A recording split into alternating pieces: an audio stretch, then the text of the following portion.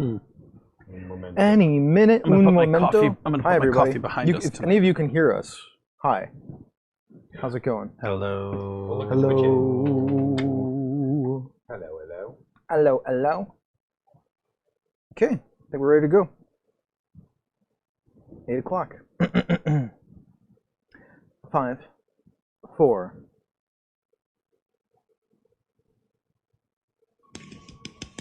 This is the Misdirected podcast, a podcast about gaming, game mastering, and entertaining you, our listeners. We are explicit, you have been warned, and I'd like to thank Mike Willard for letting us use his music on our show. Now let's pick up those mics and get on with this thing. The land you live in has been at war for as long as any of you have been alive. The Queen has decided to undertake a long and perilous journey to broker an alliance with a distant power.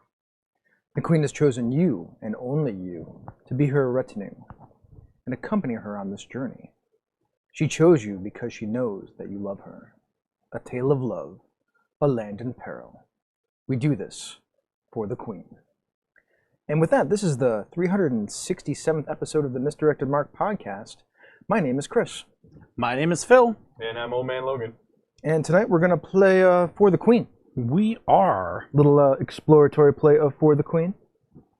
So, I guess with that, we should probably just get right into it with our one thing, because that's the first segment we do. It's one thing that's been going on in our lives this past week before we get into our exploratory play. So, Bob, what's your one thing? So, I mentioned last time out that I bought a new desk, and I was going to take this week, after I get my root canal tomorrow, take Thursday, Friday, and Saturday and set the new desk up, get rid of the old desk, all that stuff.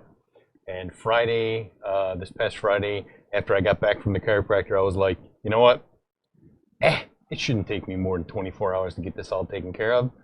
So I tore into it, and I took it all apart, got the old desk out, cleaned everything up, put the new desk together, and I'm rocking the new desk now. Yay! Yay! Excellent. So now I'm in an ergonomic position when I'm working at my desk and playing Minecraft and doing all this stuff. And hopefully that'll help get my shoulder and my back into a proper condition again. Does it feel better, already? It does, yeah. That's good.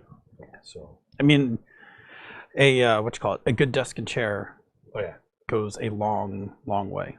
Absolutely. Coolness. So that is me. Phil, what about your one thing? My one thing this week is Forbidden Lands. Yeah. So after having a month off because the way the timing worked with QCC, I lost. I didn't get a chance to play Forbidden Lands with one of my Sunday groups for a month. I was a little unsure about how the game was going to go. I kind of didn't remember what the first play was like, and I was like, oh, I wonder if I'm into this. I guess we'll give it 3 more shots, and then we'll decide if we're gonna cash out or not, and switch games. But actually, running it was a lot of fun. I had a lot of fun playing it. It is a very different style game than I'm used to. Right, this is a full-on map on the table that you write on. Hex map that you put stickers. We put our first sticker on the map last night or Sunday night. When we found our first town. It's really interesting. The mechanics, at some point maybe we'll do a deeper dive into it, but I find the mechanics to this game really interesting, and it's funny, it prioritizes very different things, where a lot more fantasy games tend to rely more on combat. Combat's a thing, without a doubt, in this game, but overland travel has enough things going on that combat is the thing you actually kind of don't want to have happen while you're traveling. Yeah. But it was a lot of fun, and we just played a few rounds of it, and there's no story. There's some prep I do because there's some adventure site stuff I have to read, but after that, it's still very much an improv game. Mm-hmm. And it was very much about finding this town and getting some supplies and picking up some skills that they had the experience for, but hadn't been able to access. Mm-hmm. Yeah. So anyway, I really dig this game. Like I'm actually hopeful that when we reach session 4, that everyone will still be into it and want to play. Because the thing I've been good about is I haven't bought the campaign pack yet. There's like a full campaign that you can buy that's not structured, but it's more like here's more plastic dinosaurs to throw in your sandbox. Yeah, sure. But I didn't want to buy it yet. Isn't the Red Crow campaign or the Red Queen or something like that? Dragons something. Oh, okay. Anyway, whatever it is. The main game comes with like 4 adventure sites, or 3 or 4 adventure sites. So I was like, nah, that's good enough to like. That's good to get started, kind of thing. We'll see if we like it after we've played 1 or 2 adventure sites. So yeah, that's what we're doing. Anyway, I was way more happy with it than I thought I was going to be. How about you? You got a board game on your list, right? Yeah, so I'm pretty sure my Eberron game that I was running every other week is dead. So how many sessions did you get? 7 or 8. Oh, that's not bad. Yeah, I mean we played a bunch. I mean we'll find out in a couple of weeks. But we played Shadows Over Brimstone, which is this dungeon delving board game, but it has this component where you go back to town too, and like shop in town, and there's like events that can occur, and it's pretty much a full-on role-playing game in board game format. Nice. So like you go into this mine and there's a bunch of tiles, so it feels a little like Descent and whatnot. Okay. Yeah. But the mechanisms of the game are really fun. It's cowboy themed. Interesting. Actually, it's even more than that because there's expansions that have come out for it, and like other campaign packs, and Jerry's got like all of the stuff, and the miniatures on the table are beautiful. What? Jerry's got all of it? Yeah, Jerry's got all of it. Yeah, that's kind of a Jerry thing. Jerry's to a do. completionist, man. Jerry likes collecting and completing stuff. But there's like an Asian expansion, so you can actually have samurais and ninjas in your cowboy game. That's okay. And it makes sense. Yeah, all right. Part of the thing is you go into this mine that is evil things are coming out of it. And the reason evil things are coming out of it is because there's like portals to other worlds and other parts of the world. So that's how you get all the different things. Rift kind of thing. There's a rifts kind of thing going on there. One of the expansions is the Lost Army, and you're fighting like undead revolutionary soldiers. So fun. Stuff like that. So it's like a cool kitchen sink kind of. Yeah, it's very Malifaux-like, except it's Shadows Over Brimstone. Yeah, and okay. There's some really cool maps and art, and I really dig the miniatures. Some of them are huge on the table too. They're like 5 inches across, big, and like 4 inches tall, like with wingspans and things like that. They're demons. You're fighting. It's got a little Call of Cthulhu feel to it because you're losing health and sanity as you're delving deeper into this thing. Sure. And you're trying to get your objective, which every time you explore different tiles, these tokens flip that are encounter tokens. You put them on the board and then they flip. And you're looking for clues generally to complete your objective. And there's like clues on the like a clue symbol on the tokens. If you Are they always a clue symbol? Or? No. Oh, okay. So then it's kind of like fire and rescue. Yeah, there's a little of that. Like where you run over and you're like, wait, I'm going to go rescue somebody. Yeah. Wah, wah. But the deeper you go into the mine, there's a track that as you go deeper, things get harder. And there's also a darkness that's trying to get out, and that moves up that track. As it moves up the track, it does things like flip over these darkness cards, which complicate your life. And then there's these things called deepening darkness, which are a set of cards that stack up. And when you hit the final encounter, you have to resolve all of those cards before you fight the final encounter. Oof. It's not, we almost died. Nice. Now, after you have played the game, like, do your characters persist to the next week? Yes, there is experience points. Like, you're tracking experience points as you're killing things and getting stuff all through. Interesting, okay. It's really a role-playing game. Okay, interesting. And then you go back to town, and you have to actually travel, and there's, like, travel encounters that you can get into. A couple. Like, everybody rolls, and everybody who rolls below a certain number on a D6, it's a very D6-driven game, gets into it, like, you have an encounter for every person that rolled that. And then you get to town, and then you can spend a day in town doing a thing, and then you have to roll a d6, and there's a track for that too, and every time you spend a day in town, the track goes up by 1. And if you roll that number or lower, you have an encounter in town, they're usually bad. So you don't want to spend too much time in town, but like things that you do in town is like, you take the Darkstone to upgrade your weapons, or you go to the doctor and have surgery done. Like, I had surgery done because I broke my collarbone, except the surgery failed. Oof. Ouch. So I got half my money back. Yes, but also no help. Yeah, my injury, my broken collarbone didn't get fixed. So I have a broken collarbone. It's great. It's awesome. It's very OSR-ish. It's Shadows Over Brimstone. Yes, it is. It's quite good. Quite good. Cool. If you like board games and you like role-playing games, this is one of those right in the middle of those two things. A hybrid, as it were. Yes, a hybrid. Yep. That's my one thing. I suppose we should go now to announcements. Yeah. So, the indie... That's not the ID. It's the indie... Indie Games Developer Network. Oh, it's IDGN, and the thing that's why it got me. Sorry. The Indie Game Developer Network Scholarship. So the IGDN, in cooperation with Double Exposure, sponsors a scholarship to enable diverse game designers to attend Metatopia. The scholarship covers travel, lodging, and a conference badge so that designers from underrepresented backgrounds can show off their games and make connections with industry professionals. Gnome Stew, Encoded Designs, and Misdirected Mark Productions, together a collective we like to call GEM, are excited to announce a fund matching drive for the 2019 IGDN Metatopia sponsorship. All right, so here's the thing. We're going to match donations made to the scholarship's fundraiser up to a total of $250. Let us know when you donate, and not only will your donation have double the impact to the sponsorship fund, you also get yourself some nifty rewards. Take a screenshot or otherwise document your donation and email the image as a link or an attachment to contact@misdirectedmark.com with the subject 2019 Metatopia Sponsorship Fund Matching - your name. Let's do that one more time. What's that email address? Excuse me, contact@misdirectedmark.com with the subject 2019 Metatopia Sponsorship Fund Matching - and your name. Cool. And we'll put that on the website. Yep. Yeah. In fact, it's on the website. Yeah. Yes, it is. Donations of $5 or more made on July 29th. Or after. Right? So starting on July 29th and going forward, are eligible for the fund matching drive until a total of matched funds reaches $250. Mm-hmm. All these donations that are eligible for matching entitle the donor to a 10% discount coupon for digital copies of the hit engine publishing titles Masks, 1,000 memorable NPCs for any role-playing game, and Eureka, 501 adventures to inspire game masters.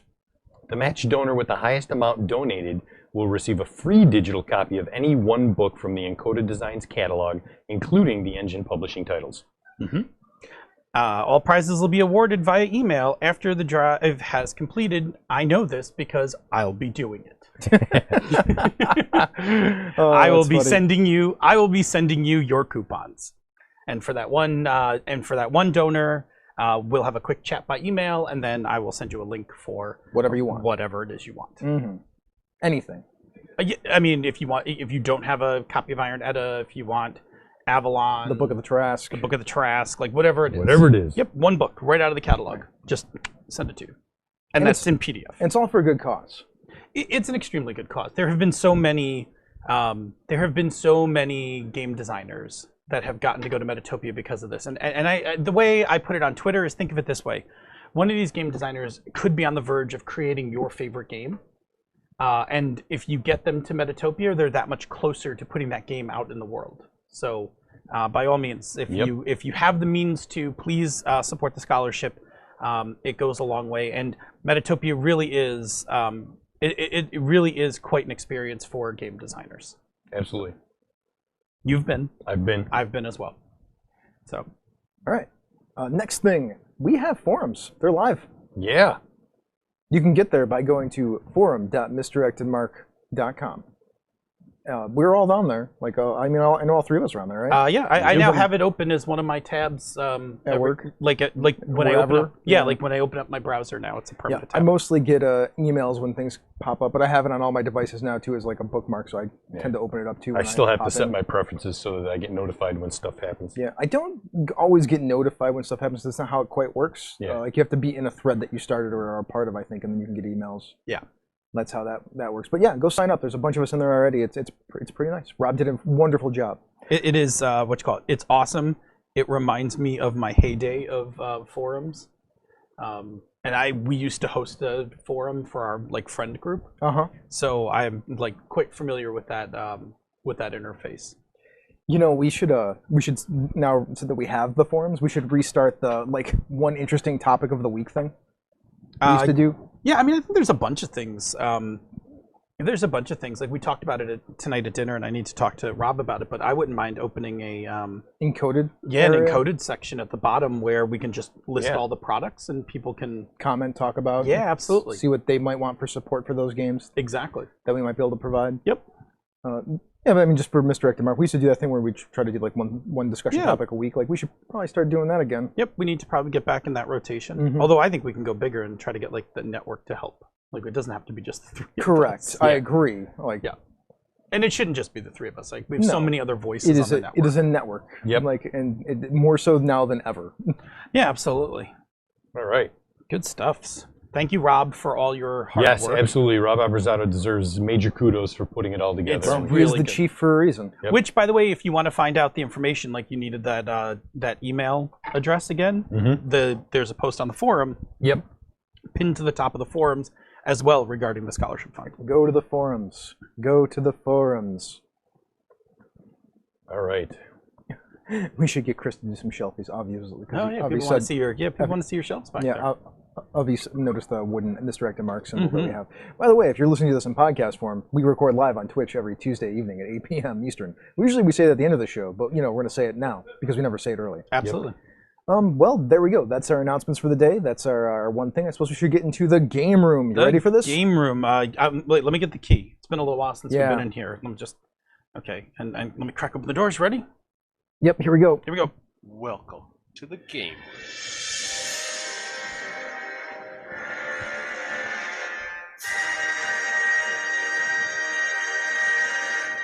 I love that plays whenever we open the door. Yeah. It's great.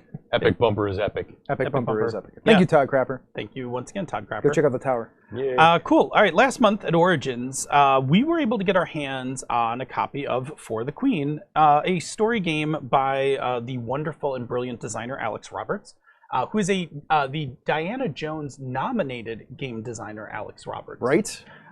Which I might say, I may not be too bold to say, might be two-time nominated Diana Jones designer come next year. Because of what? New Fiasco? No, because of For the Queen. What did she get nominated for this year? Starcross. Oh, cool. Yeah. Yeah, that might be a thing. Exactly. Yep. So, I mean, I'm not, there's no way to understand how the Diana Jones committee picks anything, but just saying that this game very quickly became a darling of mine at Origins. Bob has had a chance to play it a couple times. I played it at Origins, after Origins, at QCC. Like, I've had a bunch of plays of this. So we're going to do our exploratory play, and the real fun part is Chris has yet to play it. Never played it, so you're going to get my We're going to get you cold, fresh impressions. Yes. Which is why I'm leading the discussion tonight, because normally this is a thing you would do, but since you're coming in cold, I'm facilitating tonight's segment. Okay, so For the Queen is obviously a 2019 game. It is by Evil Hat. It is designed for 2 to 4 players, ages 13 and up. It can take anywhere between 30 minutes and 2 hours, depending, and you'll see when we get into it, depending on where the end condition is set. We'll actually get into that as we play. I have, for the sake of facilitating the game tonight, have opened up the deck and arranged the cards into the necessary piles that will kind of come up as we start playing. Because we're wired and we're sitting around, I think I'll be passing things back and forth between you guys. Yes. So that no one has to reach, so you can just hand it, I'll hand it to Bob, that kind of thing. Sounds good. All right, cool. So our goal for tonight is we're going to do the introduction part of the game, which gets the game set up. And then we're going to play a little. And then we're going to play a little. Then we're going to sidebar and talk a little. I've got a topic or two. Then we're going to play some more, and then we're going to have a little bit more of a chat about the game as we wrap up. And then I suspect, because of the way we're going to set the game, that we'll pick this up next week as well. That's I hope so. Yeah. I mean, if not, then we'll just do something else next week. But you absolutely, one way or another, getting a full experience of playing For the Queen. Okay, so I'm just going to give people a quick rundown. The way you start the game is after you have broken open the cards. The cards themselves are a bit larger than playing cards. They're about a small tarot size deck, so they're rectangular. And they come in 3 different small decks. So there's an instruction deck, there's the queens, which are graphic images of queens that we can use as inspiration while we play. There are the prompts, and then there's an X card. So I have placed them. I've separated them all out. I have pre-shuffled the prompts so that when we get to that part in the game, we don't have to stop and do that. And the way we initiate the game when we have never played before is we just simply pick up the instruction cards. Each card is numbered at the top in numeric order. There are 19 cards, and we just start reading them. So I'm going to read the first one, pass it to Chris, and we're going to go around, and we're just going to keep taking turns. Okay. All right. Go around the table clockwise, taking turns reading these cards aloud. The land you live in has been at war for as long as any of you have been alive. The Queen has decided to undertake a long and perilous journey to broker an alliance with a distant power. The Queen has chosen all of you and no one else to be her retinue and accompany her on this journey. She chose you because she knows that you love her. You are welcome to look through the Queen cards for inspiration. If there is one that seems right for the group, place it on the table to inspire your story. Okay, So Bob's looking through the Queen cards now. Yep. So the Queen cards, I'll tell you, and then I'll pass you over the deck so Sure, you can look cool. as well. They are different depictions of women. They vary in art style. There's no one consistent art style to them. Some of them look very feminine. Some of them look very not feminine. I guess we're going with that. The one that Bob has chosen is Demonic in nature? very demonic in nature. It's Or devilish? devilish. Our queen has horns, is wearing armor, and has a pretty stern look. The coloring of the card is dark red in the background, and the queen herself is in, I would say, like a steel color. Yeah, can I see it for a second? Absolutely. Skin looks very very darkish red, almost a dirty mauve, I would say. Hair is kind of sticking up, and I don't know what to call it, but that's black and dark reddish coloring all over the place. But that could just be the light, because of the background light. Yep. So now what I'm going to do is I'm going to place the queen card in a place where, can you... Yep. Okay, and can you see, Chris? Can I actually have that for a second? For the people Sure. who are on the stream, I can actually just hold the card up. So if you're watching the stream, you can see it now. There you go. Okay. So I'm just going to put that out where we can all see it, because that is our inspiration. And then if you want during the break to flip through the rest of these. Yeah, sure. That'd be All right, great. Cool. I'll leave these over here between us. Okay.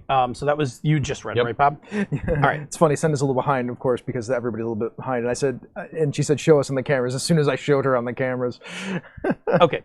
Set the card that reads, "The queen is under attack. Do you defend her?" aside. So this card is a prompt card, but it is a special prompt card. Okay. And I have just placed it next to the prompt deck. Fantastic. The next card. Was that for me? Yep. Cool. Shuffle the red prompt cards and place them face down in the center of the table. Which I have done so that we didn't have to actually stop Fantastic. and do those. Okay. All right. Put the Queen is under attack card in the middle of the deck for a game that takes approximately 30 minutes, or shuffle it into the bottom third of the deck to play for an hour or more. All right, So we're going to put it towards the bottom of the deck. towards the bottom. Yep. Okay. Okay. So Bob is now shuffling that card into the bottom of the deck. Yep. For those who can't see, because podcast. Mhm. Also, stream. Both. It's both. When you have read the instruction cards, continue clockwise with the red prompt cards. Take turns reading the questions out loud. Interpret these questions and answer them however you wish. Number 11. Other players may ask you questions or make suggestions on your turn, but whether you answer those questions or include those suggestions is entirely up to you. So whoever's turn it is, they pretty much have narrative control. All right?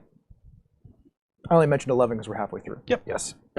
Place the X card somewhere everyone can easily reach it. It's a very pretty X card. Yep. Very nice. Purple and gold. If you encounter a card or an answer that you don't want to be included in the game, tap the X card. That content is removed from the game. If you draw a card that is removed this way, simply draw another card. You can X a card that you drew yourself.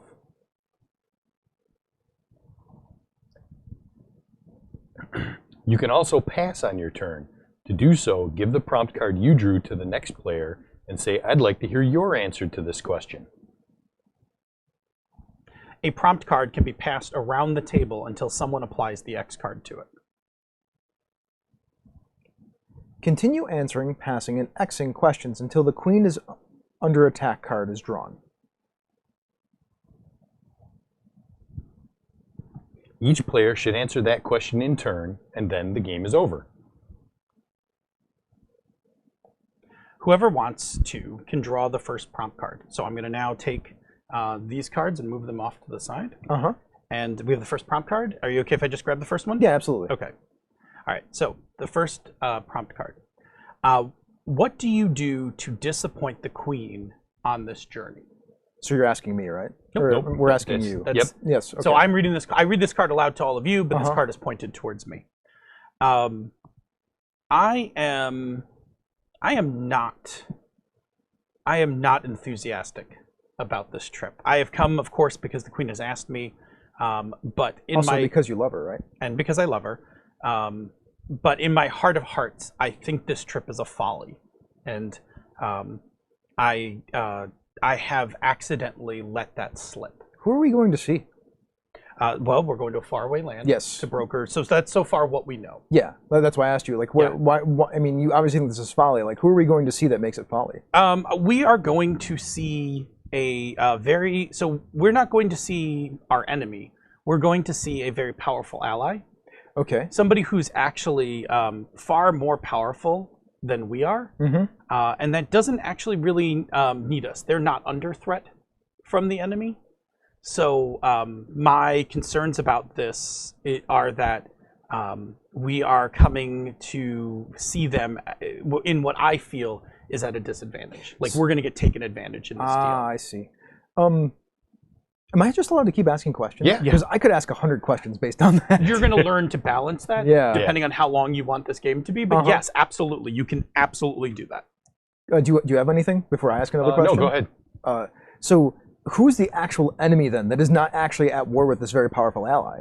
Yeah, so I think that this ally is, I think we and this ally share a border with the enemy. So, like, let's say the enemy's to the north of us. This ally is to the west of us. So we share a common border, and we've been at war with the enemy, but our ally has actually been able to hold them off. So, is it because they have a natural border, or they're just that strong? I think that they are very. I think they're very strong, and I think it's very strong and very populous. Like, it has a large population, so they're able to just put bodies on this wall. I can ask anything, right? You really can. So our queen is a horned queen. Is she unique in that? Do we all look like her? Like, what's our? So I don't know what you all can choose to decide how you look. I think I do not look like her because I think those horns are a sign of royalty, and I think I have smaller horns that denote like my lower caste. Interesting. All right, we should probably move on to another card. That's fine. I could have asked 100 more questions, but You could have, but it'll be more. To stop asking questions. Sure, it'll be more fun as other things emerge. So here, a prompt card for you. So, what did you bring with you that endangers the queen? What did I bring with me that endangers the queen? Oh, I know. So, I was supposed to leave her at home, but the queen's daughter, the princess, insisted on coming. And the reason is because the princess, in reality, is also the progeny of our ally. Ah, okay. So it was a brokered marriage kind of. Not even like it was actually an illicit thing. Oh, okay. It's been sort of swept under the rug. There's only very few people know about it. Does that endanger us? Because if word gets out that she is of their blood, that it'll be scandalous in that country. Not only scandalous, but ruinous to our allies' power base. Ah, okay. Yeah, that would jeopardize our allies' power base. Great. Yeah, because it's a large population that probably has this weird game of houses thing going on. Sure. And whoever's in our ally who's in charge right now, like that would greatly destabilize. Sure, because if it them. looked like our queen showed up with their daughter and then gained favor, it would look like that house was dealing from a position of weakness. And then ripe for other houses to perhaps. Yeah, but the princess wanted to come because the princess wanted to meet her other parent. Sure. Oof. Good one. Does the queen know that you have the princess with you? Or... No, she's in disguise. Ah, you have her hidden. Yeah. Do the rest of us know that she's here? Yeah, I think so. Okay. I feel like we've been on this journey for a while. This is great. What have you done? What have you done to us? I have put us in a bit of a position, but hopefully we can use it to our advantage. Okay. You sometimes think you might be the queen's favorite. Why? And why does this worry you? The queen has been coming to me for things more often of late, asking me to do things, giving me special tasks, and I'm worried about that because I don't generally feel that the people who have the queen's eye end up in a good position. I think it's dangerous to be that noticed by the queen. So I'm not looking forward to potentially getting in more danger than I already may be in. Is this general attitude about laying low from the queen's attention, is that how you kind of have survived in the court so far? Yes. Can I ask you what skill set you actually possess that the queen keeps coming to you? It's actually been a variety of different things.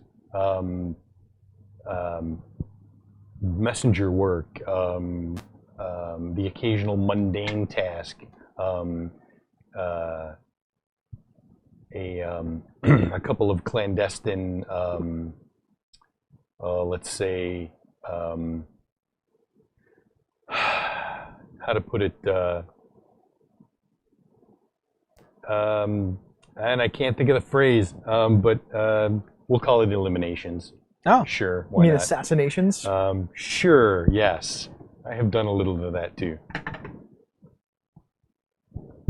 All right. So are you special at all then?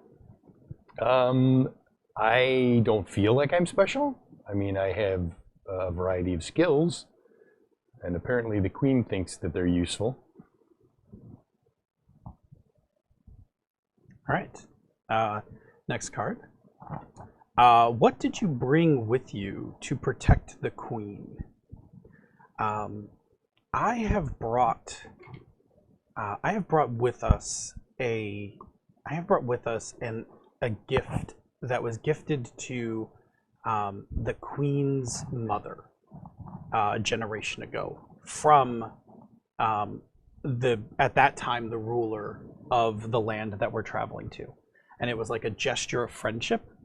And because we haven't been back in a generation, and because I think we're coming in at a position of weakness, I took that gift, which is like a statue, with us as a reminder to them that they entered into a pact with us, a generation ago, willingly and in good faith, and if need be, shame them into continuing that pact. I have a two-part question. Yes. What does this statue look like, and why is that statue so important as a gift from those our allies? So that statue is it is a carving of their deity, and it's special on two fronts. So one, we do not worship the same deity they do. So it was a gift in that respect, and it was carved by the previous ruler. So the previous ruler fashioned himself somewhat of a sculptor and made this and presented it to the queen's mother as like a gift of, I have created this with my own hands as a symbol of our friendship. So I intend, like I said, I packed it with us because I intend to, if necessary, like literally put it on the table. By the way, chat room, if you have any questions for us about this game while we're playing, and you catch up fast enough, feel free to leave them in the chat room, and we will ask them. We can always ask them like on the way back around. And also, as soon as you hear a question, feel free to post follow-up questions if you want. Yeah, just put in parentheses who you want it asked to. Yes. In fact, before we stop to do the chat room after another round or two, we'll answer any chat room questions about our characters. That sounds great. I have a couple more follow-up questions about the statue. The statue's fascinating to me. Okay, yes. Which terrible old god is the statue of? Oh, are we enacting our pantheon? Yes, of of course. Old Why gods? not? Sure. I mean, love it. We're allowed to do that, right? Yes. Let me scan my mental list of terrible old gods, and I will avoid all the obvious ones. So I'm gonna go with the drowned god. So what does the statue of the drowned god look like? The drowned god is he's humanoid, and he's humanoid. He looks as if he has water dripping off of him, which is actually quite a feat for the sculpture part. But instead of eyes, there are 2 pools of water.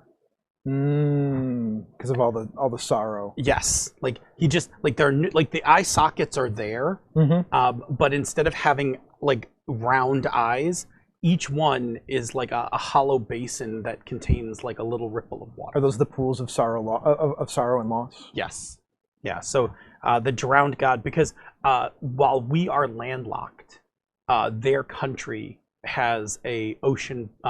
They have a ocean border. Nice. That's all I have. Your prompt. The Queen sometimes shows interest in your personal life. How do you respond to that? Why?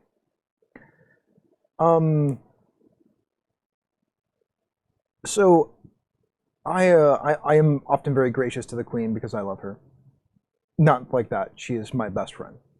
So she's often interested in the people that I am seeing, but I don't very often see anyone because I'm too busy with the work keeping the kingdom running.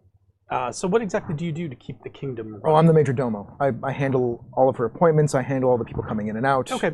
I'm the person. I'm essentially who Jafar was to the Sultan. Okay. Like, Except I'm without the terrible evil powers. I'm the chief. I'm like the chief advisor. Okay. That's what I do. So you're chief advisor and kind of the major domo. Yeah. She constantly thinks that I should have some sort of personal life or balance in my life, but I don't. I just work all the time. How could you possibly? I know, right? There's just too much to do. Are your horns longer? Are you of a higher caste, or? Oh, here's the thing: I don't have horns. I'm actually not from this country originally. Okay, so yes, she is a foreign advisor. Yeah, I'm an outsider. Okay. Anything so, else? has the Queen ever attempted to like matchmake to give you a personal life? Yes. Okay. So you have been commanded on dates? And I often am very polite and decline them. Okay. Do you do you have an attraction to the Queen's daughter? Sort of, not really. It's more of I'm more like another parental figure to her. Okay. The real reason why I don't have a relationship with anybody is because I'm terrified of that kind of commitment. Okay. Like, and yet you serve this queen like tirelessly. Sure, because it's work, right? And it's for the betterment of the country and the people. Okay. And for her, I mean, the reason that I love the Queen so much is because she is wonderful at serving the people. Like she is a true leader of our kind, of your kind, the kind. Mm-hmm. So is your fear of commitment or of intimacy? Like serving the Queen is a way to serve without having to be very intimate. It's a commitment. It's a fear of intimacy. Okay. Like honestly, aside from you two, who I know fairly well, and a few others, like I said, the Queen is my best friend. Mm-hmm. Right, and that's like your boss. That's like your boss is your best friend. Correct. Yeah. Okay. Do you have anything, Bob? No, I'm good. There's a question. Do Bob or Chris's characters consider the other more favored by the Queen? I actually, personally, I don't care which one of us is more favored. I figure that Bob's character is more favored, but it doesn't matter to me because that's not the point of me. Up until she started picking me out to do things, I definitely thought you were the more favored because you were in a position of authority to to get stuff done, and then she started talking to me, which has been strange to me. This person who essentially has no skills, as far as I can tell, or is not special in any way, shape, or form, and has been kind of like just like under the radar. Yeah, like lurking around the. I mean, like in the court, belongs there, but like plays really low to the ground. All right. When was the last time the Queen showed you real kindness? That was actually my father passed away about a year ago, and the Queen was very, very kind to me. Expressed her condolences, asked if there was anything I needed. Was very gracious about the whole thing. Gave me time off from doing any duties and whatnot. That was when she was last really showing kindness to me. Who was your father? My father was a steward, like a court. Steward's probably not the word I'm looking for. Like just an assistant, helped out with things in court. Like like a bookkeeper kind of a person, I would say. Yeah, let's go with that. It's probably how I know you then, because me and him were probably coworkers and friends. Sure, absolutely. That's probably why I like you, even though I find you to be a little bit sheepish, I suppose. Because that seems like where you're going with that. Does it seem reasonable? Yeah. Question from the chat room. Yes, Senda would like to know why my father was the Queen's favorite before me. Ah, that's a good question.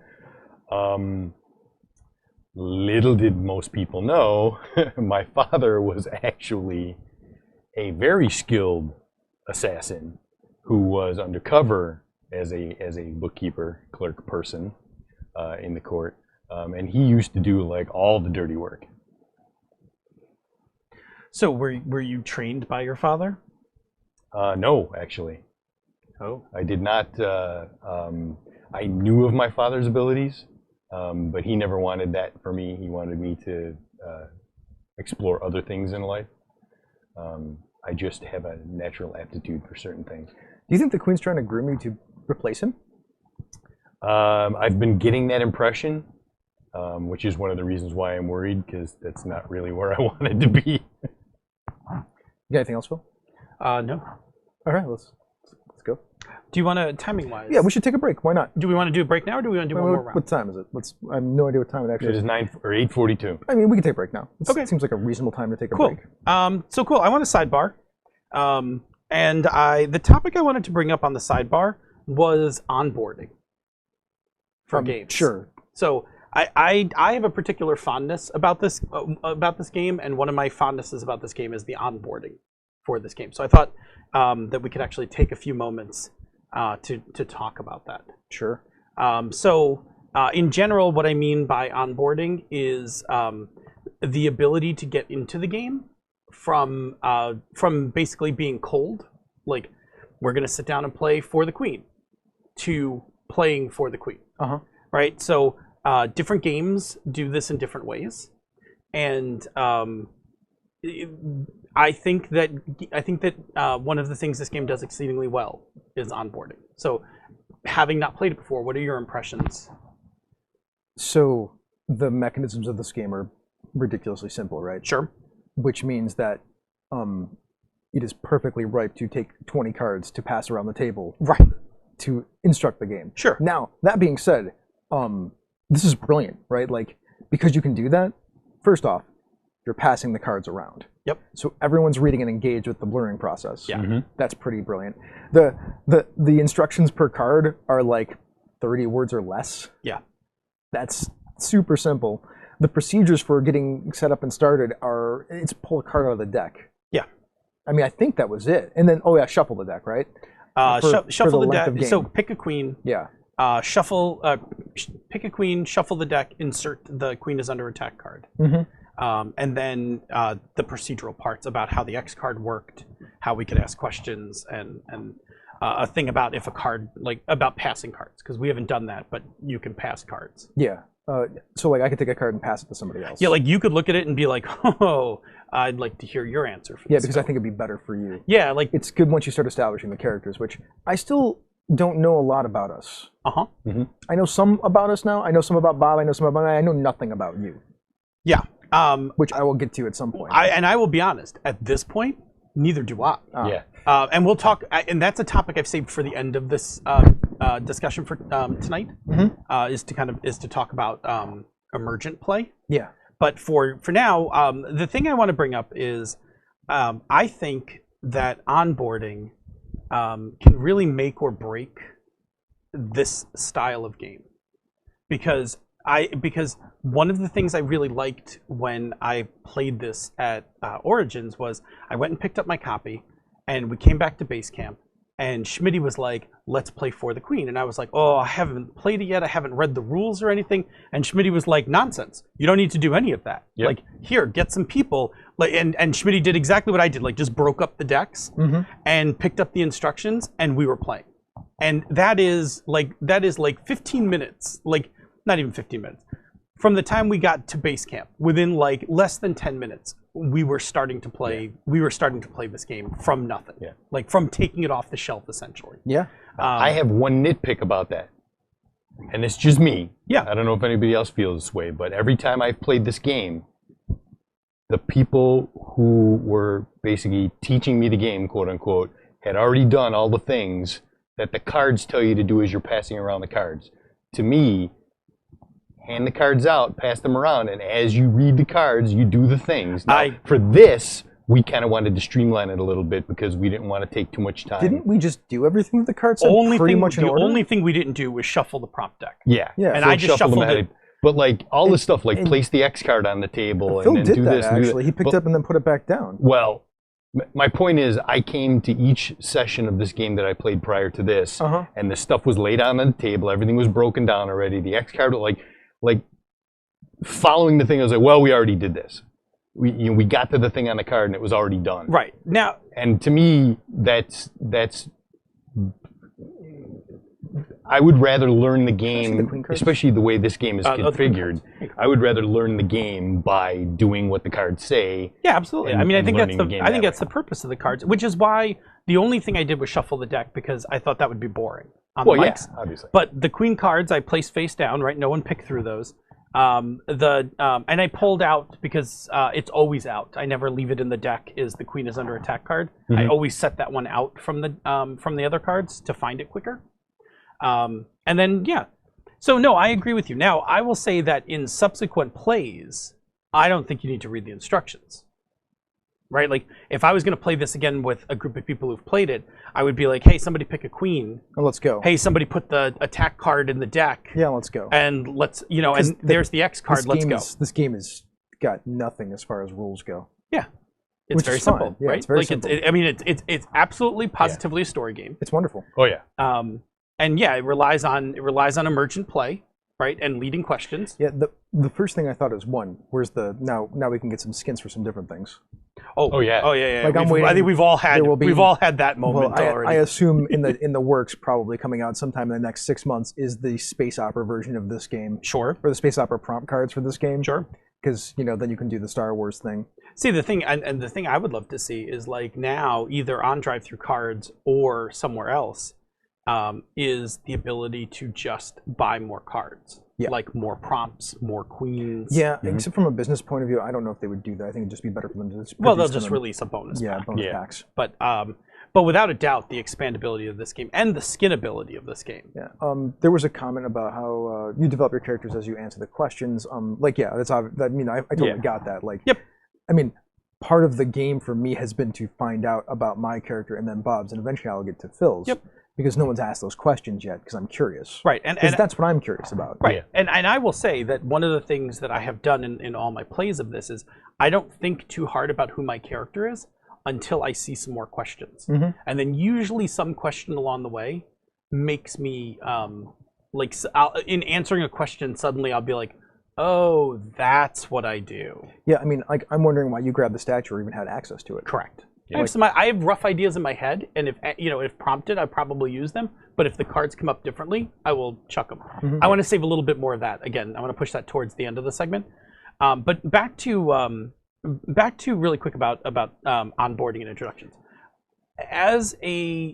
From a design point of view, and again, this game's very simple, but I do think that thinking about how to onboard games, be it something as simple as this, be it something as more complicated as a role-playing game, that the idea of if you can build onboarding scripts, mechanisms, modes of play, it helps immensely getting people in. And no doubt, without a doubt, we didn't write the full text for the Turning Point Quick Start until we got back from Origins.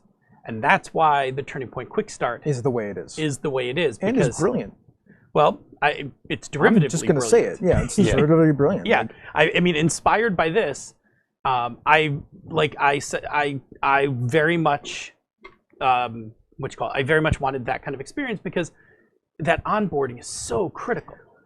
Right? Like, honestly, the first thing I thought of when we did this was like, why don't board games have this? Right. Yeah. Because board games are always super procedural, so it should just be like, well, here's the point of the game, and here are all the procedures of the game that you can utilize while playing. Right. In order of explanation of what is important and what is not. Like, I love when video games do this. Yeah. Like, my first experience ever with onboarding in a video game was original Half-Life.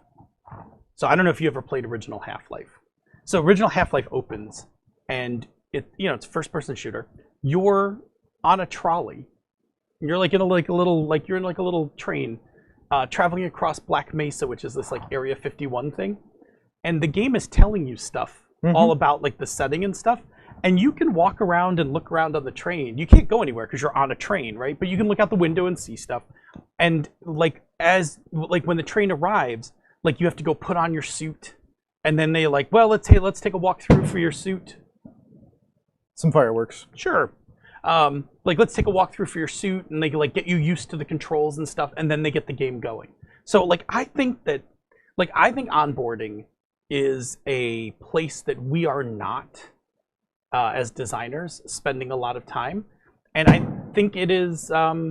It puts a lot of onus on game masters to figure out how to get new games off the ground. Like, I'll be honest, Forbidden Lands was a little intimidating.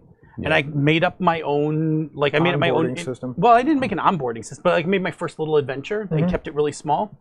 But it would have been great if they had been like, hey, why don't you start in this hex and just take this PDF and just read this, and have it scripted with an encounter and a day or two's worth of travel, and then set you loose. Right? Like those things as designers, I think are things that we're missing opportunities for. Sure. Right? I think after we design a game, we should absolutely think of how do we get people to play the game as quickly as possible with knowing what's going on. Because you are just helping your game get played. Like, if you have a good onboard, then people will take this to a con. Yes. Right? Those are things that I think that we are not focusing on, and that's one of the things that I wanted to touch on before we go to break, because I think this game does it really well. And to touch on what you were saying about the cards, they're short sentences, and because they're passed around, the voice changes. Yes. Which is a thing that makes you pay attention. Yeah. Right, because it's not only the active part of the cards moving around the table, but I hear Bob's voice, then I hear your voice, then I'm saying something that your brain will keep listening, rather than if I had read all 19 cards, it wouldn't be at some point you would have checked out somewhere. Yeah, exactly. That's why the cards and passing them is so important to the situation. So really, the these kind of subtle little things. Can I make my only one negative comment about this game? Sure. It is so minor, but I'm going to mention it anyway in case people buy it. So this is the box for the game, and it is lovely, right? It is absolutely gorgeous. It's a stand-up box, right? It's a slide top box with extra. It's a hidden queen. Okay. Here's the problem. Ready? And that's empty. Right, the bottom just falls out of this thing. It'll just pop open. It pops open constantly. If you have this and you're like, oh, I'm going to bring For the Queen and throw it in my game bag, you either have to put a rubber band around this, which is not that attractive, or throw this like in a pouch or a small compartment in your bag, and be super careful, because if you grab it with all the cards in it and don't squeeze it a little, the top will absolutely fly off the bottom. I can say nothing else negative about this game. I love everything about this game. The box is tricky. I actually keep it. I have this zipper pouch from Topo Designs, and so when it goes into my bag, it always goes inside this pouch so that nothing can escape. So that's my one thing. So if you're on your way to Gen Con and you're like, I'm getting a copy of For the Queen, as soon as you unshrink wrap it, like, be careful, because the last thing you want is like at Gen Con to have this thing dump. Yeah, that'd be bad. Right? Like you would feel very sad if that happened. Okay, cool. Let's why don't you tell me about a show on the Misdirected Mark Network, then let's talk to the chat room, and then let's return to a little more For the Queen. Sure. The Wednesday evening podcast also. So Brett, Tom, Kevin, myself, and Andy, we get together and we play games that get edited down into an audio drama for your ears. You can join this crew of all-star players as they create stories from the games that you love, and I'm almost done with the Dresden Files arc that we played. So it'll be coming out, in fact, as a dump to all the patrons, and then weekly to everybody else. Ooh, that's cool. Yeah. So if you want to binge, yeah, and you're a patron, yep, it's binge-worthy. It's going to be like every episode is going to be released in every 20 minutes for a day. So like, if you want, you can just listen to it and then listen to the next one, listen to the next one, listen to the next one. I'm getting kind of into binging podcasts. Like, I'm still binging Neo-Anarchist. Yeah. Like, there's something for it, man. Like, there's something for just... and Neo-Anarchist is like nice and short, so they're like super bingeable. Yeah, and these episodes are usually in that 30-minute range. So. No, that's good.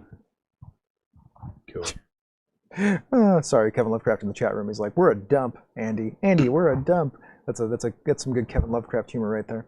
A correction about the game. I think you said 2 to 4 earlier. It's 2 to 6. Yep. It is 2 to 6. Sorry, I couldn't see very clearly from the.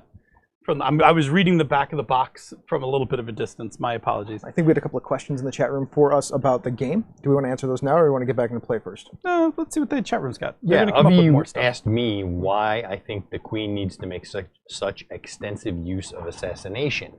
Yeah. And I believe that it's because the Queen is... the Queen is sending a message. It feels to me like she's sending a message to some of the members of the antagonistic nation that we're up against. Okay, so she's using assassination as a subtle message. Yeah, as part of the effort against them. So that's what I think is going on there. Nice. And I believe Andy wanted to know. I have to scroll back now. Sorry. Uh-oh, too far. Oh no, I can't find it. I'm sorry, Andy. There was a question. I don't remember what it was. Oh, Andy wanted to know, in her words, why the Queen wants to bang me. Yeah. Why does the Queen want to bang you? Maybe she doesn't. I don't know.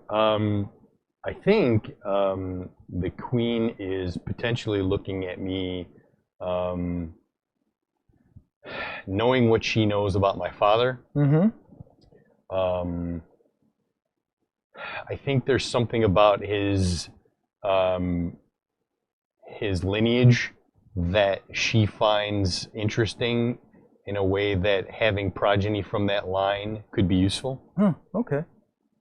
So, speculation on my part. So, got any follow-up questions to that? No, I'm good.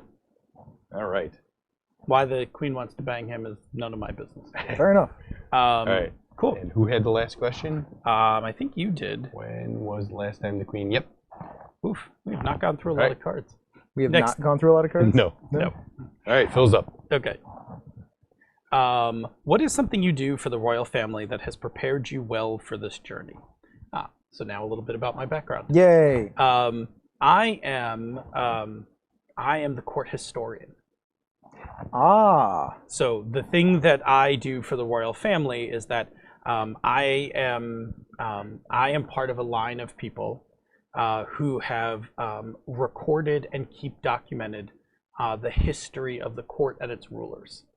So the reason I am knowledgeable about the statue and the reason I'm knowledgeable about the Queen's mother isn't that I was there, but it's that we have kept all of those scrolls. And so having reviewed all those scrolls is why I think this trip is a bad idea. I'm not convinced that based on what was written in the past with the Queen's mother and the ruler of the land, that this is a great idea. Wonderful. So, All right. prompt for you. Yeah, sure. When did you know you were in love with the Queen? I think I'm going to pass this one to Bob. Yeah.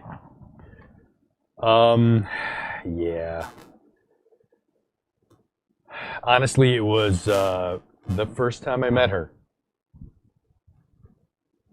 It was the first time Love I met at her. first sight, huh? Yeah, I just found her to be intriguing, and I just.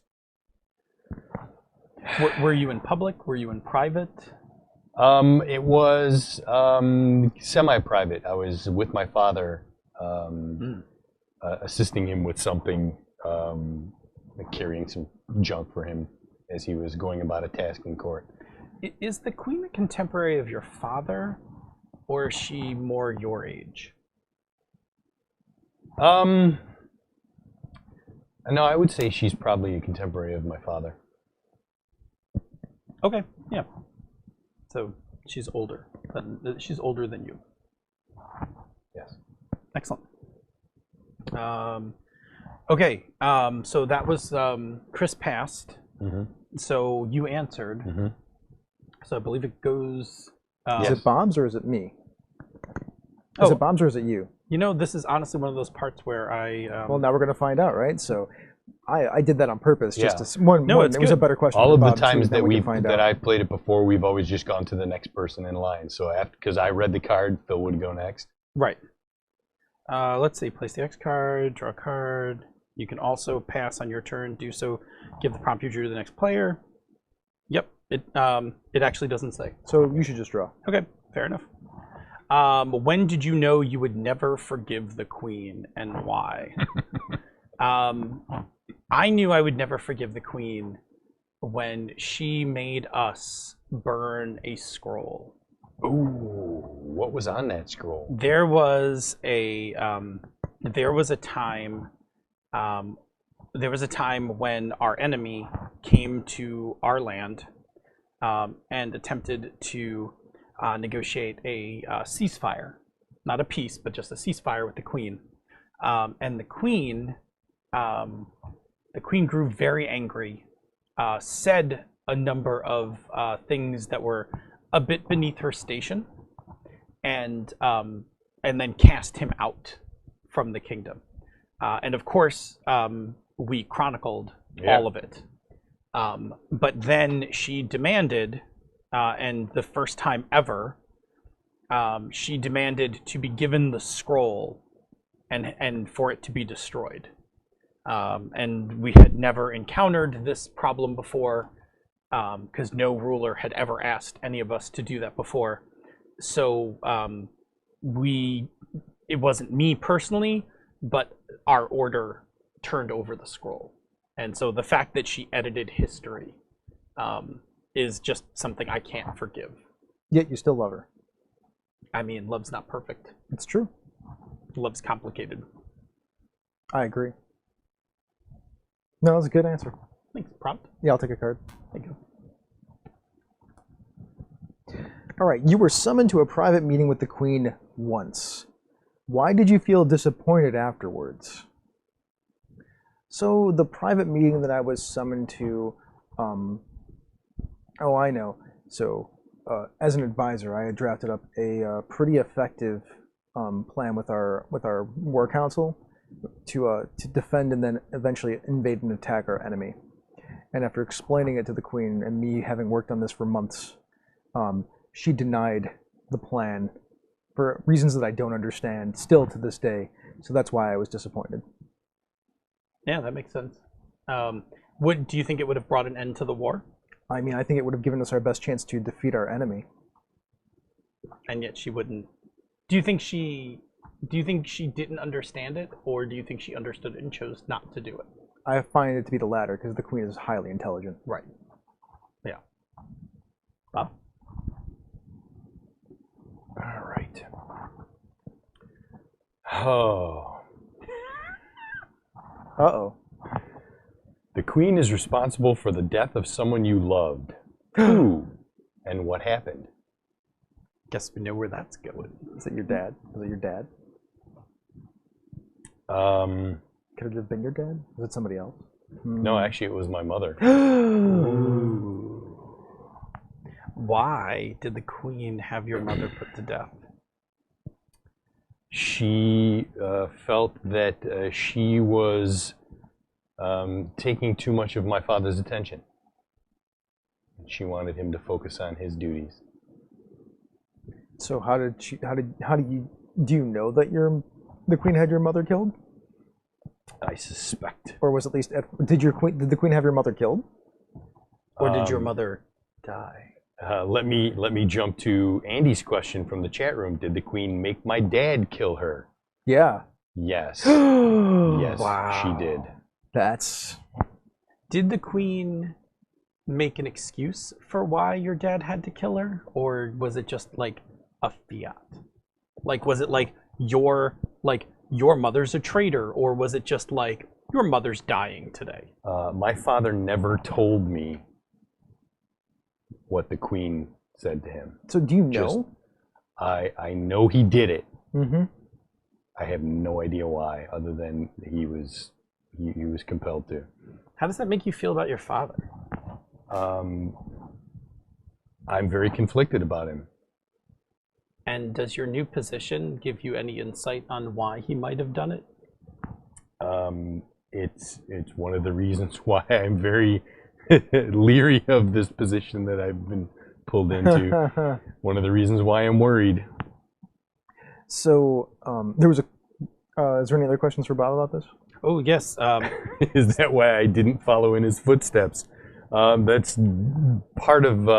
I had already made up the decision before that, but yes, that is also another reason why I really don't want to be in this position. I love that we can play a game where we can actually interact with the chat room. They can play too. Yeah, this is a lot of fun, right? Yeah. There was a question in there for me from Senda. Why Yes. doesn't the queen want the war to end? The truth is I don't know.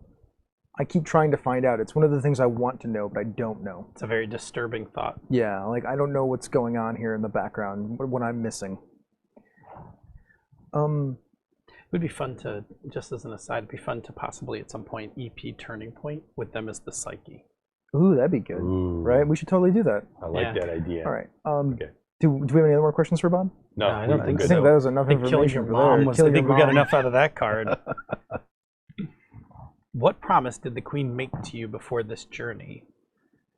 Do you think she'll keep it? So I think. So she promised me that I could chronicle everything in this journey. The journey, the meeting, the whatever, the outcome. I'm not convinced that if this doesn't go well, I don't think she's going to let me keep the scrolls. And what concerns me more is that I don't think she'll order me to destroy them. I'm just not convinced I'll make it home. Wow. That's No reason to destroy a scroll if it never gets written. why. Why would you think she would kill you? I think she knows the burden of what she asked when our order destroyed that scroll. Uh-huh. And I don't think she thinks that she could do that again and not lose faith with the rest of our order. But if for some reason I didn't make it back and the scrolls were lost, like... Oh, what a shame. Right. And I'm just saying that's only if things don't go well. If things go well, I fully expect that I would make it home. Because she'll, of course, want those chronicled. So let me ask you a question. I think I can ask this question since you're in control of the narrative right now. Where are we on our journey? Are we there yet? So the cool part is you can ask that question, right? So it's up to me to make that decision, right? No, we are not there. We are like 2/3 of the way through our country. Okay. Heading for the border. Okay. So no, we are still firmly in our lands. Like I'm still I'm very confident I'm okay on the way out there. I will figure out how confident I am. I will figure out how confident I am after the negotiation. I am very scared that this negotiation won't work. And now even more scared because I think my life is on the line if it isn't. And I think Bob might kill me. Have you come to me to ask for help or protection? Not yet, but I think that knowing that the Queen's daughter is here, it makes me think that I will start thinking of a plan that might get me at least out if anything goes wrong. Not bad to have a contingency. Yep. Care for a card? Yes. The Queen gave you a compliment once. What was it, and why have her words stayed with you? The Queen told me that I was her best friend. Oh. Like and I told her also, like, there's no one closer in the world to me than her, and she told me the same about her. Like, there's no one she trusts more. Is the Queen like you in the fact that like the Queen also has no social life? I mean, other than for diplomatic purposes? No, I feel that the Queen does actually have some amount of social life because she realizes how important it is to have a social life. It is for diplomatic purposes, but it also gives her that little bit of downtime that she needs so that she can continue to rule as she does. While you keep everything in order? Yes. Okay. Although she has, on multiple occasions, tried to... The only downtime I ever have is the time that we place stones and have tea. Right. And that is one of the reasons why we're such good friends. I mean, there are other occasions, but that is like a set time twice a week. That's why we're so close. Then you're still playing while traveling. Yes, of course. Here we go. There's a question, does the court know that the Queen's daughter is the Queen's daughter? Yes, the Queen's daughter is widely known to be the princess, but it is thought to be her dead husband's child. Right. Not the king of another country or the queen of another country. I don't know how we've defined that yet. That yet. Okay. Oh, interesting. There is a false rumor about you and the Queen back at the royal court. What is it, and how did it start? Oh, it's a case where I was like, ooh. By the way, I think we should probably stop playing in about 3 minutes. Yeah? Yeah. Because of time? Yeah. Okay.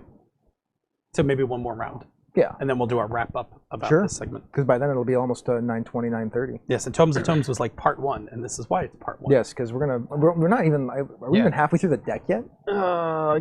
We're getting there. We're getting there. Like a third-ish, a little more than a third. The rumor is that the Queen had me kill her husband. No, interesting. Is That's it the true? Rumor. It started because someone said they saw me in the vicinity shortly before the king died. Did you do it? I did not. Oh. I did not. Did you see who did? Or did he die of like some sort of natural? I was honestly waiting for Bob to say, you'll have to wait and find out. Right. That's exactly what you're going to have to do, because I'm not telling.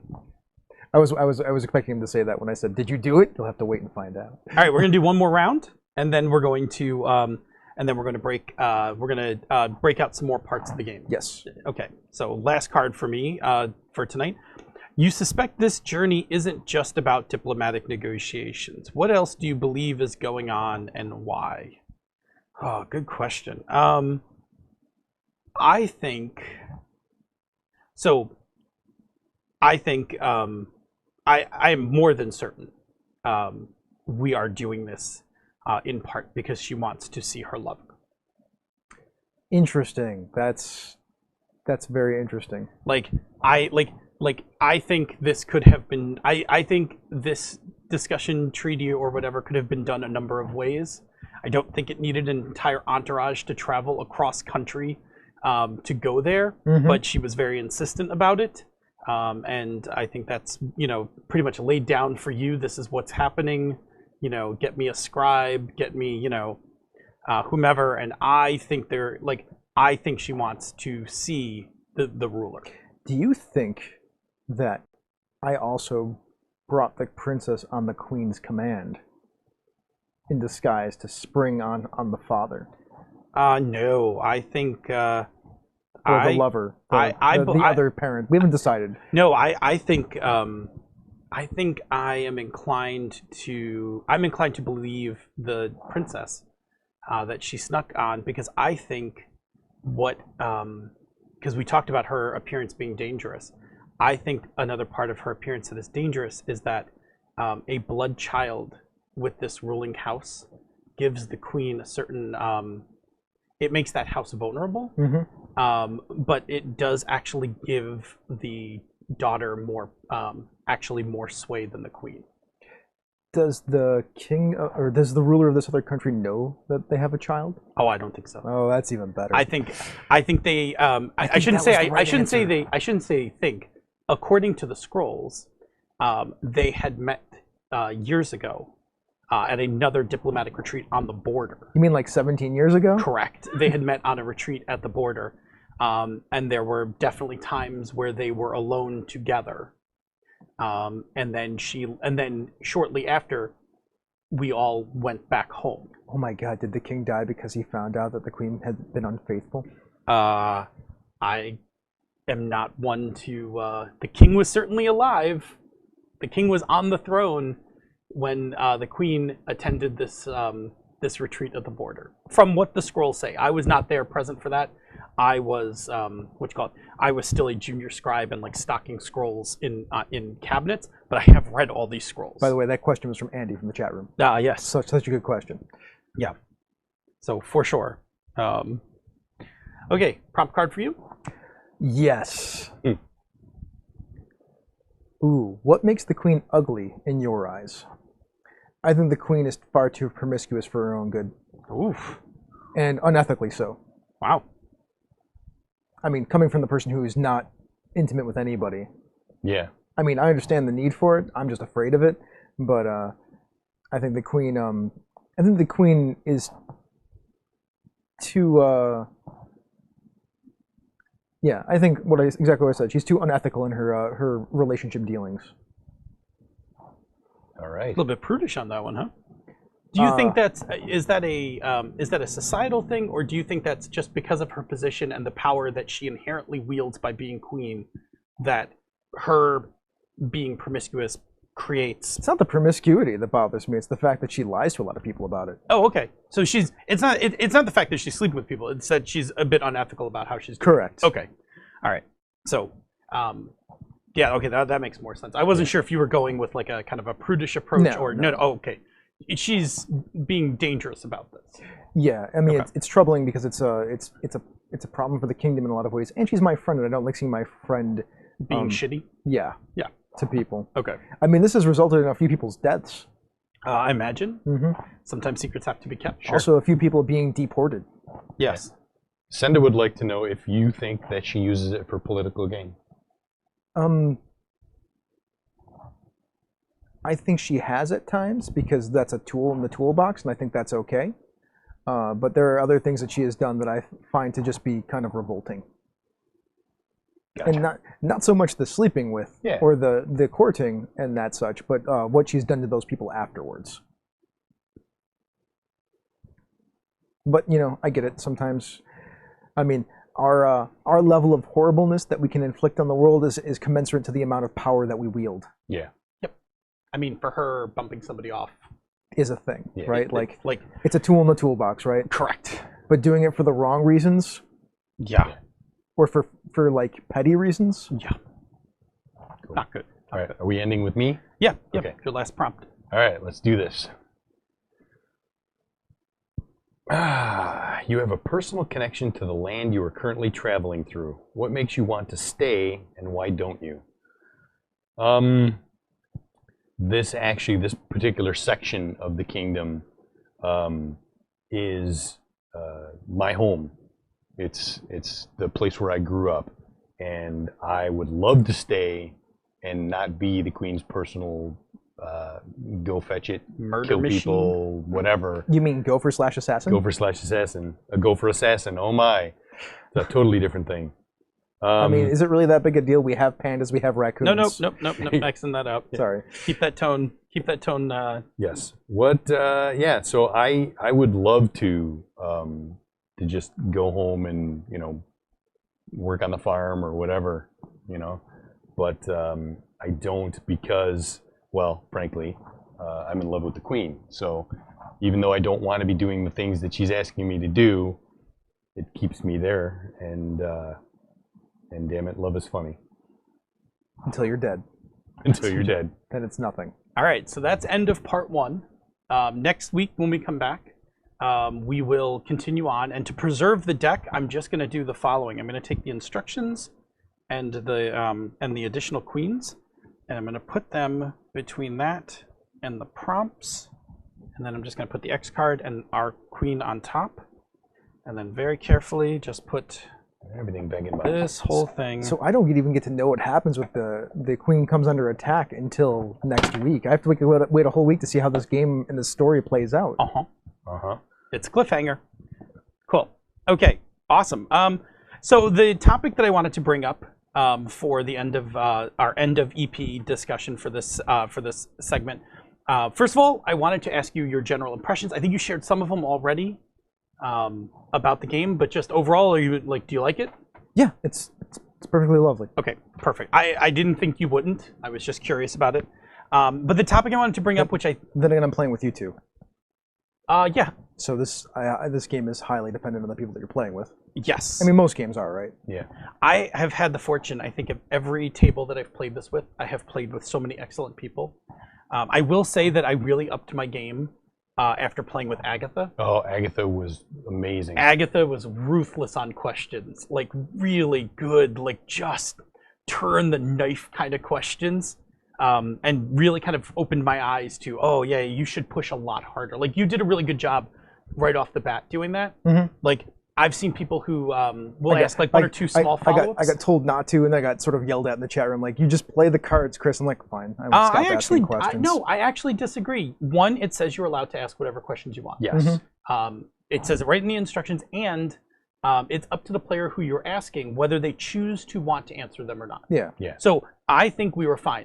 The only time I pushed you a little was on the first card, because so much hadn't been set that I was starting to create things that we were all going to have to be confined to. Yeah. And I wasn't sure if I was, like, I didn't want to be responsible for a whole chunk of it. But no, Well, absolutely. I was asking questions because I didn't know anything, right? And Right. I've gotten it from these questions. I think all the questions I was asking were perfectly relevant, because I kind of figured after hearing it and some of these questions, there's not a lot of setting building questions. Right. So I was trying to figure out You build setting. I needed the setting. Yeah, Because absolutely. for me, that's important to like build around. Because after that card, I started asking about characters. Yep. Yeah. So, Senda, I just want to clarify. Senda wanted to clarify that they weren't saying to stop asking the questions. They just didn't want so many questions on the first card. I did. To let the game. That's my preference. yeah. I don't think it's. I mean, I don't think either way works differently. I certainly had the same feeling they had, which was like, oh no, let it go around a little and let everyone build. But I was also fine in the beginning of like setting a couple of things like with those questions, like we set up the land structure and things like that. So the things that the topic which now brings us to the topic which I wanted to talk about at the end of this, which is something that we talk about a lot, which is emergent play. Mm-hmm. Because everything about this game is emergent, right? We don't really know anything about the queen. We don't know anything about our characters. So unlike a lot of other role-playing games where we kind of have an established character. So for instance, like let's compare this really quick to Swords Without Master, right? We actually spend a little bit of time in Swords Without Master actually creating our character. We may not create our full background, but we actually like have some named things about us. We have a name, like we have all of those things, right? But we don't when we start playing this. We literally know nothing about our characters. And everything about what we know about our characters, what we know about the setting, what we know about our relationships with one another, and what we know about the queen, all emerges through play, which I also think is brilliant. Yeah. Right. But cool. So that's the thing I wanted to talk about was, like, what was I know my having played it a bunch of times. I know like my approach to it, but I'm curious, like. Did you need to kind of start putting a character together in order to jump in, or were you able to just jump in blank slate? I pretty much jumped in blank slate. That wasn't hard. But like I said the thing that was the hardest for me was like I didn't have a picture of the situation of the world. Right. Like the setting of the world. Right, because there is none. Which I blitzed, 15 to 20 questions off the bat about that. Which after that, then I shifted my focus once I had enough of an understanding to asking about characters and relationships. This game is predicated on the relationship between the queen and the characters. Yep. Yeah, and I think that makes sense, right? Like I like that the game doesn't answer anything about the world. Like we could be traveling to our enemy. We could. Right? Like that's in fact the first couple of games I played, that was I think that was what we by default thought like oh, we're going to visit our enemy, where we wound up actually like in later games like oh no, we're visiting an ally. Yeah. Right? Or an enemy of an enemy, which is also kind of an ally. Sure. Yeah, I know for me, so I do the same thing, right? So when I start the game, there are two things. I never know who I am, and I don't know the answer to the last question, right? And I just like let the game happen, and occasionally, like between rounds, I will check in with myself. Which last question? The question that comes up when the queen is under attack, it says, "Do you defend her?" Oh, do you defend her? Yep. Oh, yeah, I have no idea. Right. So what I often do is along the course of the game as we're going around, I'll stop and check in with myself and be like, "Hey, would we defend her? Like if the next card comes up, like would you defend her? What would you say?" Right? And I don't hold on to it, but it's just like a little mental check-in with myself. Yeah, it's interesting because I didn't even think about that. Like I'm just playing the game, right? Right. The story, like. Because I have the princess, who I'm very fond of. Yep. But I also have my best friend, who's the queen. Yep. But the queen, she's done some not nice things. Right, like she's done some not nice things, so it makes it... It's a turn into a Julius Caesar situation. Right. Yeah, so so I do that check-in, and then the other thing is, like, I early on kind of came up with an idea that I might be the scribe. But I don't throw that out there. Like, I would have thrown it out if you had asked me, right? I would have just played off of that. But when that card came up, then I was like, oh, okay, this is the thing I do. Yeah, I had no idea I was the best friend in the Major Domo until somebody asked me. Yeah. I just instantly was like, sure, that'll be the first thing that comes to my mind based on what's going on. So I think what's really interesting about emergent play, One, I think we all pretty much categorically love emergent play, right? Because it's a form of improv. It means it's play to find out what happens. Yep, play to find out what happens. I think that you are absolutely right. That I think that the success of this game is partially predicated on who's at the table answering the questions. It's really predicated on the people buying into it, and then also being able to use improv techniques to listen to each other. Right. Exactly. Now, I think the cards do a great job. So I said partially predicated, right? So I absolutely think that player is a big component to this, but I think the cards ask such amazing leading questions, and they can be really conflicting. Like we haven't gotten through all the cards yet, so I don't want to spoil some of them. The game is based on that other thing right there, the leading questions of the cards. Right. Because they're trying to put the characters who love the queen into conflict with the queen at times. Yes. They as far as I can tell, they do two things. They build a history of that relationship, and they put you into conflict with the idea that you love the queen. Yep. Which I think is essential, right? Yeah, I mean, to this game, yes. If the last question is, the queen is under attack. Do you defend her? The two things you need to do is build the relationship up and then put yourself in conflict with that relationship so you can see what happens. Exactly. Otherwise, that last question doesn't mean anything. Exactly. Right. And I think like it's great because you wind up with these really conflicting things. Sometimes it's very clear. Like I played a game at QCC where it came out that I was the executioner. I wasn't the assassin. I was literally the public executioner. Yeah, you were the. And the question that got asked to me was, or I think it came around. I think it was a card. I wound up executing my boyfriend, who was a poet who wrote a poem that made fun of the queen. And I like had to murder him like on spectacle. Yep. And then it turned out that multiple people were all either friends or related to. But that card came up like mid-game, and I was pretty sure from that point on, I was like, I'm not defending the queen unless a card comes around that changes it.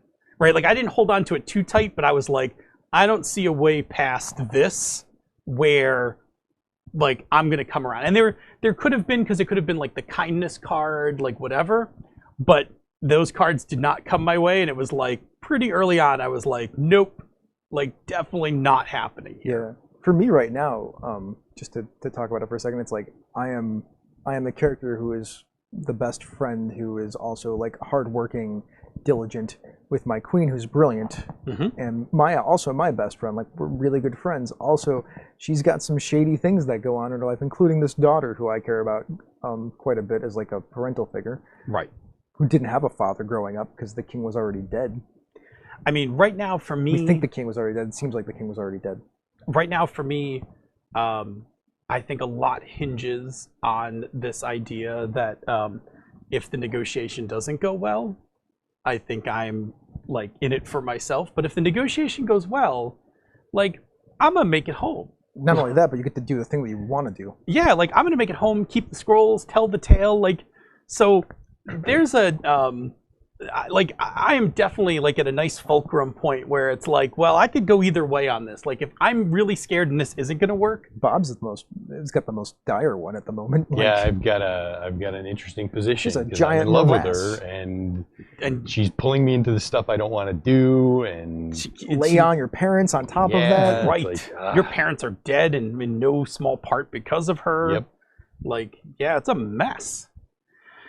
The other thing I love about emergent play, as a secondary topic to this, is that the replayability of this game is very strong. Because nothing is set. So every time you pick it up, it starts anew. I saw a comment earlier about how this game generally quickly goes fantasy. And then that's why I asked to look at the pictures. Yeah. There's two in there that look fantasy, which is interesting that it goes fantasy, but not that interesting because we're all a bunch of role players who tend to play a lot of fantastical games. Sure, and as soon as you say queen, most people kind of drift towards fantasy anyway. Yeah. Which is strange, but if I played it with a bunch of historians, it wouldn't go that way. No, probably not. Yeah. Senda mentioned we played a very short game because it got cut short at QCC where no one was human. We were all animals. And like in service to the queen. She was like more druid than anything else. It was really really fascinating. Todd Crapper started that one. Like he answered the first question and set the tone for the rest of that for that game. Yeah. So I mean, from a skin ability point of view, like if you swapped out the queen cards that are here and put all sci-fi looking ones in, like this is totally space opera. Like within 2 seconds, this game is like space opera for the queen. They're talking about a Ditchley's version of the game in the chat room.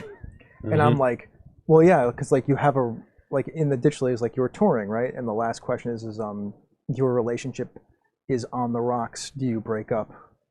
So if I was going to do, for the queen for the Ditch Lilies, I would make Lily the queen. Yeah. And the cards would be the various phases Lily has gone through musically. So like her punk phase, like her Lilith phase, that's funny. Like all of those, right? Like her, country, her Dixie Chicks phase, like whatever. And then everyone else be members of the band or roadies, right? And like you're on tour with Lily. Yeah, and here's all the questions. I still think like that last question is because does the queen come under attack, right? It's like your relationship is Lily chooses to leave the band. Do you stay or do you leave? yeah. Right? Lily leaves. Like Lily gets pissed off and leaves the band. I think we'll talk more about that. We're going to talk more about mods, skins, and hacks Next time. To take it apart, because I think that without a doubt, this is so. To me, this is like kind of like the first time I saw Love Letter, right? Like it's small, it's brilliantly executed, and then the potential of like, what else could I do with this model is like it skyrockets. Yeah. On the topic of emergent play, like the cards are a great kind of emergent play for story games, right? Questions. Yep. Random charts are a great methodology for emergent play. Oh yeah, That's a great way to have emergent play. That's where you get a lot of the OSR emergent play feel from. Yeah. Your Forbidden Lands game is all about hex emergent play in a lot of ways. I think. There's there's actually this there's a whole chunk of the Game Master's book where based on the type of hex you're in, you roll to see if you have an encounter, and it's not like 1d4 wolves. It gives you a number, and then you go to the book, and there's like a little written encounter. Like it tells you like choose your own adventure type. It is. It will create a kind of story for those characters. Yeah. Yeah, like we had a very interesting encounter on the way to the town that like was completely random, right? Like I just rolled it, and having read part of that Forbidden Lands book, I remember we talked a little while ago. Like, you're not sure there's a story here. I'm like, just wait. Well, I mean that's the thing, right? So what I'm used to when I run games, right? Like I like to run, like I'm running Masks. So on the other week I'm running Masks, right? Yeah. Masks has this like comic book story arc that's taking place that has like everything to do with. You all have a feel for what's going to happen. Oh yeah, like there is some ongoing situation that is driving play. Yeah, Nikola Tesla is about to try to destroy the 25th century again. But in Forbidden Lands, when I was like, I don't know if there's a story. There's a story after play. Yeah. But like, I'm not coming to this thing. You're not coming to it with a more focused situation. Right. Like I'm just showing up. Like, all right, where are we going? Like, pick a hex, roll some dice. Do some actions. Cool. Let's. And then we look back and like, wow, look at that thing that we just made together. Yeah. Like both those things are. I've been thumping that for that train for a while. Like there's a whole bunch of different ways that you could tell stories. Yeah, absolutely. And I think that just to kind of loop back around to emergent play and this game, I think that what makes this game really fun is that idea of you go in with knowing nothing about your character, because one of the things, like having now run a whole bunch of con games, especially PBTA games, like your first 45 minutes to an hour is characters, bonds, and all of that. And it can be fun because if the system by which you bond your characters is interesting and fun, like that can be enjoyable to the players, but your go time for actual like enter story and play has like an hour buffer, whereas like this has like 10-minute buffer, right? Yeah. 10 minutes to pass those cards around, and now we're playing the game. It's also the difference between something like that and just like somebody having pre-gens, because you can just embody a character then. Yeah, absolutely. Right. Like there's a ramp up for making your character in a lot of games. Yes, and you do actually, like the PBTA community does not really do pre-gens. Nope. Right? Like you do, like, so when you run a PBTA game, 45 minutes to an hour, depending on how skilled your players are, is character gen. Yes. And I'm okay with that. Well, me too, because it's part of play. Yeah. And like Tom said before, like a lot of times you can finish this game without knowing the name of your character. And we don't have names. Right. We don't have names. We all have roles now. Now I can refer to you all as the assassin and the librarian, and I'm the major domo. Exactly. Right. Like we don't even know the name of the queen. We don't know the name of the kingdom that we're going to. We had a brief conversation about that in the chat room. A lot of people are all having similar experiences where you come out of this game and nobody had a name. You just know what the character was like, and it's like it's not a thing that comes up as part of play. It is a thing that shows how important the connections and the history is. That's way more important. Like I may not know anybody's name in the game, but I know how you connect to the queen. The other strange thing about this game that I noticed is like I don't know what the experience is with other people. There hasn't been a single in-character moment. No. So this game, and I mean, you can play microscope that way. You can zoom in microscope to have scenes, but really you can play microscope exact same way. And I think this is the second game I've seen that pretty much has that play where you never have to be in character. No, you're answering questions. Yeah. Things I will say about this before we wrap up the segment. This is a permanent fixture in my con backpack now. Yep. Like this thing always gets tucked into a corner of my con backpack because of just this, right? Like its on ramp is so quick. The other thing which we haven't talked about is the variable play length. Because you can just put the last card earlier in the deck. We're going to talk next week about a little bit more about pacing of this game because two things really affect pacing, which is the location of that card and kind of as a table rule, how many questions you ask between cards. Yeah. Because you can actually play this game a lot faster. Yeah, I mean, you can even play it with some house rules where you're limited. Like, you can ask 1 or 2 questions per card after the question has been asked. Yeah, or we're only spending X amount of time per player. Not that you would time it, but just, like, if you have to play this game because somebody has to run off to a game, there's a way to play it faster. And if you have nowhere to go, there's a way to let this game breathe. Which is why it's set for 30 to 120 minutes because it literally can span that. It's literally a story game in a box. It's great. Yes, right. It's fantastic. I'm in love with the form factor. Even though I have commented on the slidiness of the box, I love this form factor. It fits so wonderfully into my game bag. It's strange too because to try to push it to playing in first person, it would actually be uncomfortable. It wouldn't be for the game. It'd be uncomfortable. Yeah, I don't. Like, there's no reason to have. There's no scene setting mechanic. No. It seems to. I mean, just answering the questions as yourself as the character. Yeah, I mean, is pretty much all you need. Cool. I'm glad you really. So I'm glad and super relieved because I was like, oh man, why wouldn't I like the game? I knew you would like it, but you're also sometimes I also like unpredictable. I am unpredictable. I don't know. Like I like. Once again, like, so here's the thing. I wouldn't ever play this game with Jen because it's not the kind of game that Jen likes to play. Nope. I think it absolutely requires a certain type of, like, it is definitely the kind of thing where you know who to play this with. Yeah. Like, so that's a thing. And there are other people that I probably wouldn't want to play this game with, but there are tons of people that I would want to play this game with. But it's like anything, right? I would kill to get this thing in front of Drew Smith. Yeah, we'd have a good time. Yeah, absolutely. Drew Smith would be Drew Smith and Tony, like that's all I need at a table. Yeah, I mean, I wonder what Tony would be like playing this game because he tries to push things so hard, and I don't want to play a game with somebody who's going to want to just break the situation and setting. Nice part is we're equipped with the next card for tonal control, so we can easily help dial that back. He did a nice job when we played with him. Yeah, he did. We played a game with him. It was not breaking. Like he was. Yeah, I see in the chat room some people are saying like you can set scenes in first person. I just don't think there's a point to doing it. Like it doesn't. That's working outside the constraints of it's working outside the intent of the game. I think. Yeah. No, I agree with you. I don't like. There's no reason why you couldn't because I think there's a ton of room. This is also not me saying that's a flaw. I'm just making an observation. I think one of the neat parts about the game, and again, when we talk about it next week, when we talk about hacks and accessibility, like hacks and ways to change the game, like you absolutely could play out scenes if you wanted to.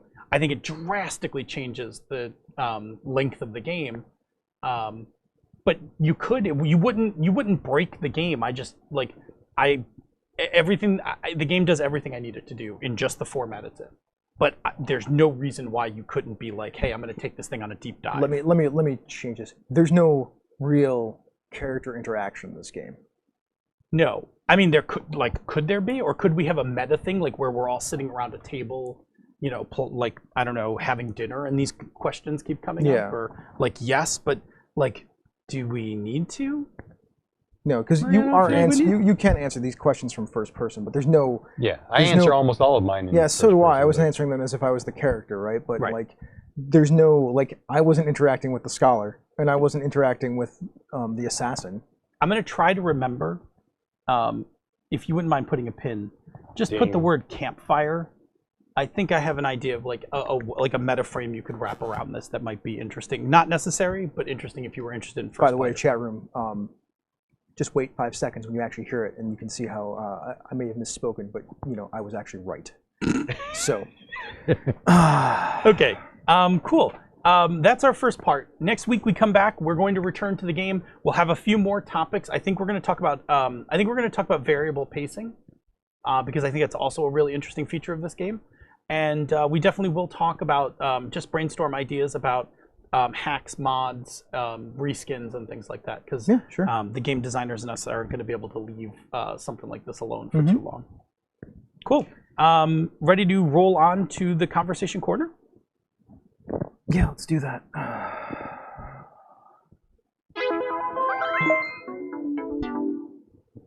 Woo! Coolness. That was fun. Yay. That was fun. Yeah.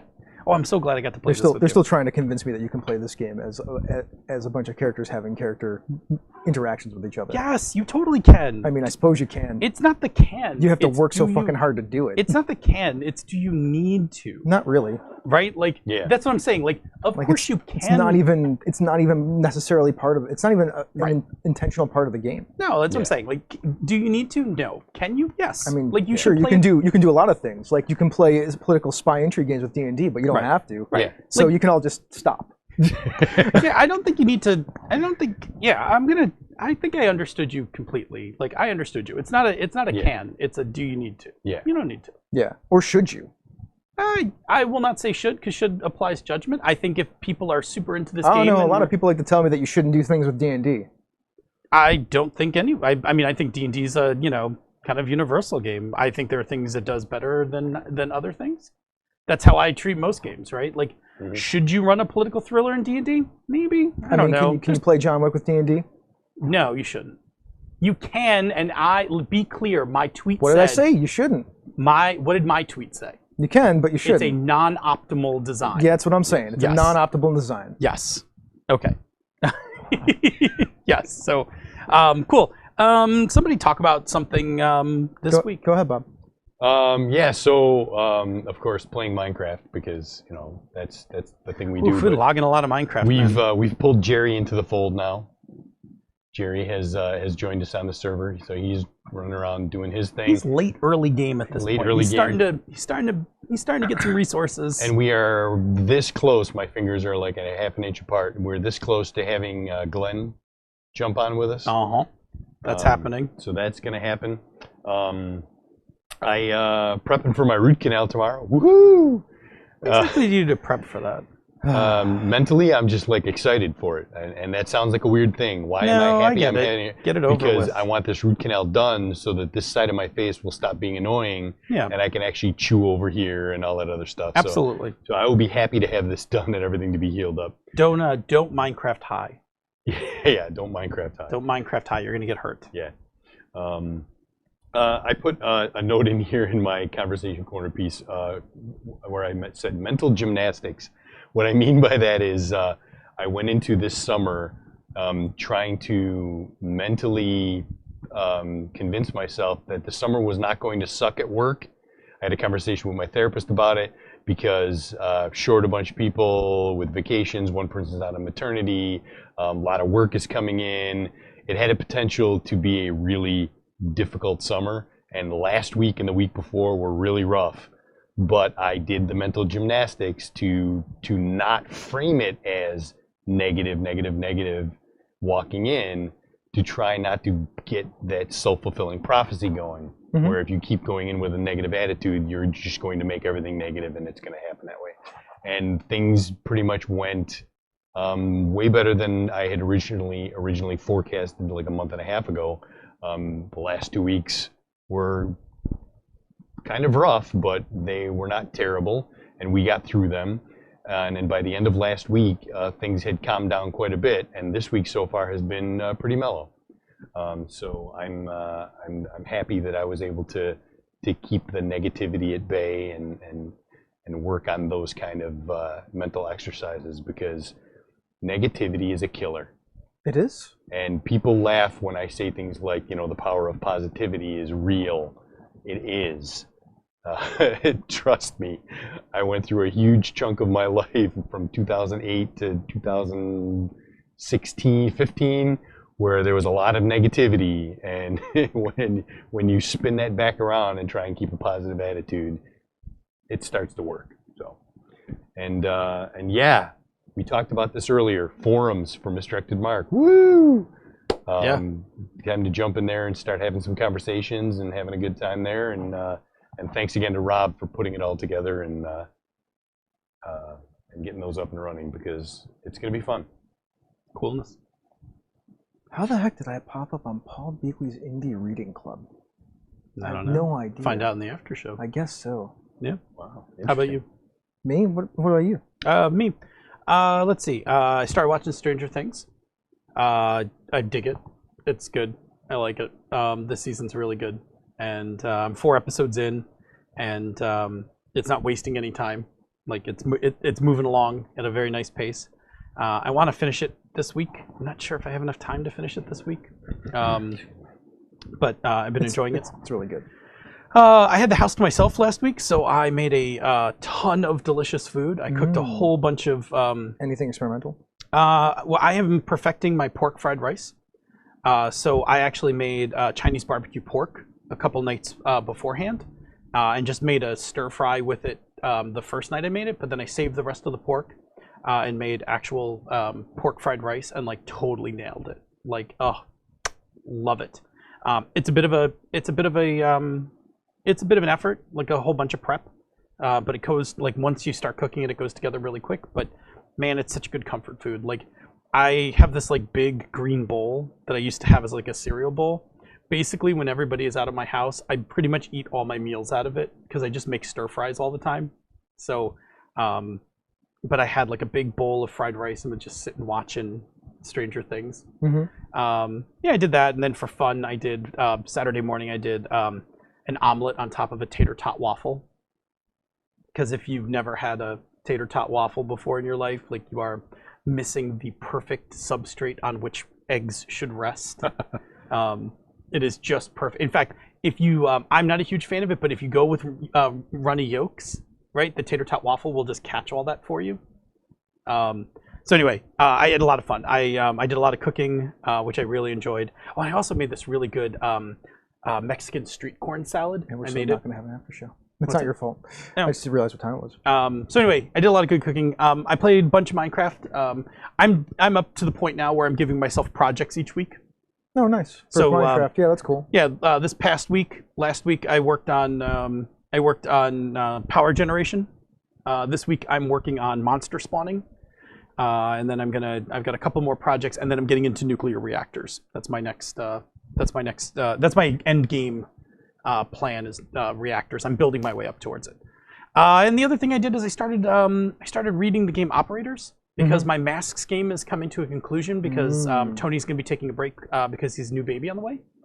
And Bob and Glenn and I are going to play Operators with in the John Wick Continental Universe. Which is pretty awesome.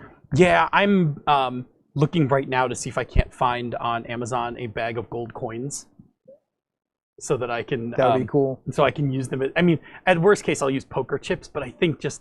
Like, I mean, if you want to be, you can go get those chocolate ones that are wrapped with the gold. One, it's summer. It's true. That's not going Aren't to you work. play in the basement?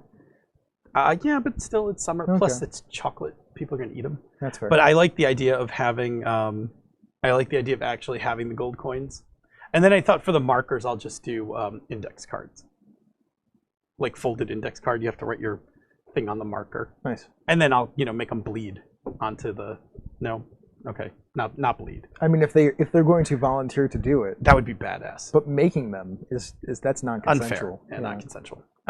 Anyway, I'm looking forward to it. I've been reading Operators. It seems really interesting. I think it will work brilliantly for John Wick. I'm not really trying to ruin your fun. Bob, you gonna prick your thumb and press on the thing? No. Damn it. Sorry.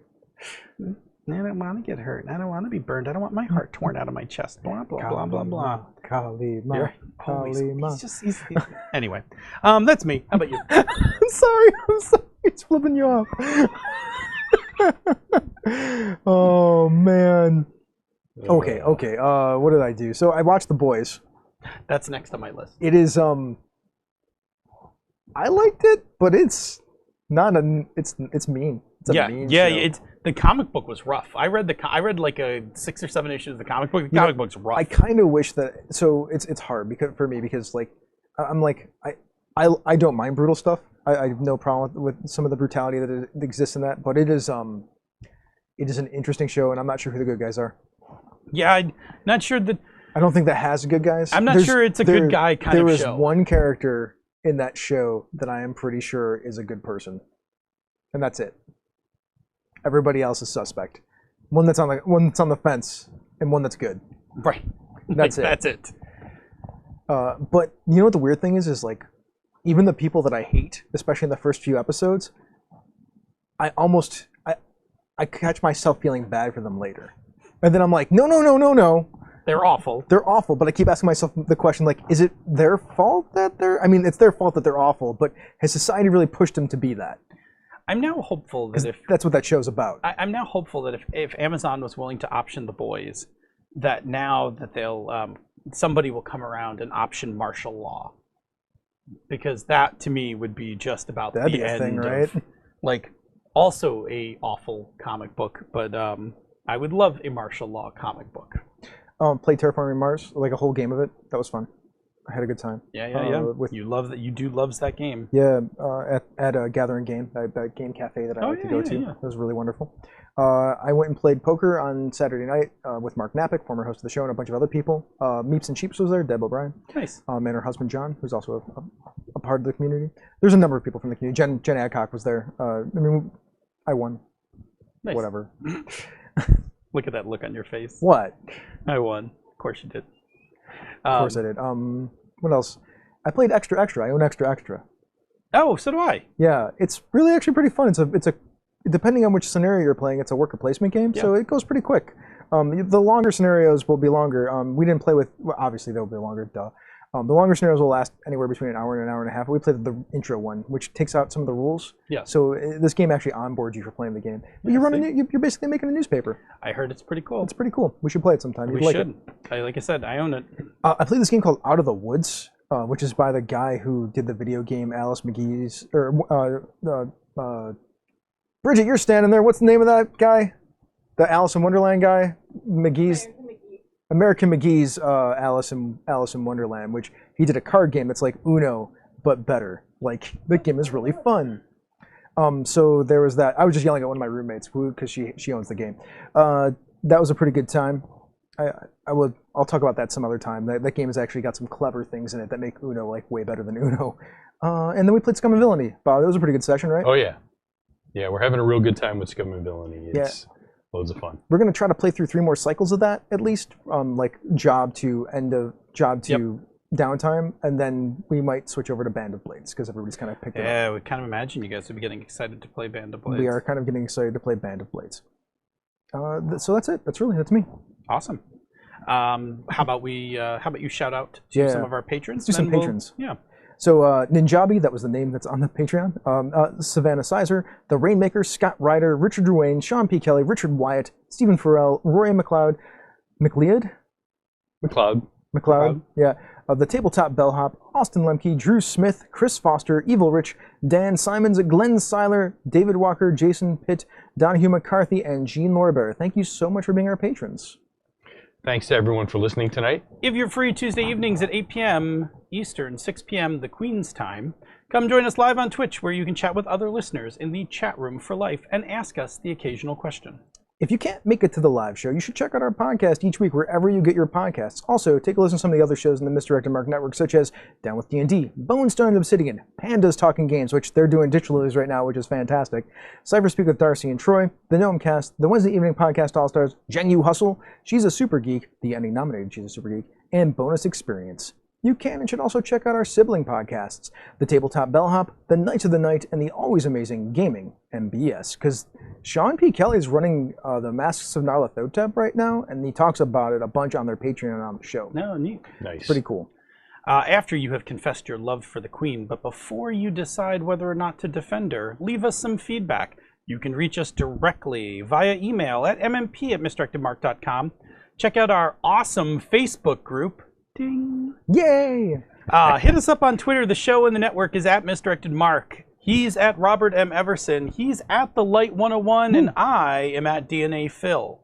And don't forget to check out our forums where we post a topic for each show, so you can come in and comment right on the show topic. And that is at forums.misdirectedmark.com. If you like what we do here and on the other shows in the Misdirected Mark Network, you can support our Patreon campaigns. MMP, Down with D&D, and Pandas Talking Games are at patreon.com/MMP. She's a Super Geek is at patreon.com/SassGeek. Zhengu Hustle is at patreon.com/Zhengu Hustle. And last but certainly not least, Bonus Experience is at patreon.com/Bonus Experience. Patrons of MMP, Down with D&D, and Pandas Talking Games get access to the after show, pre-production show notes, musical parodies, the Pandas Talking Games bonus outtakes, and other special releases. Well, this has been a Misdirected Mark production, which is the media arm of Encoded Designs. Ask yourself this question. If Queen Senna comes under attack, will you defend her? Mic drop. We out!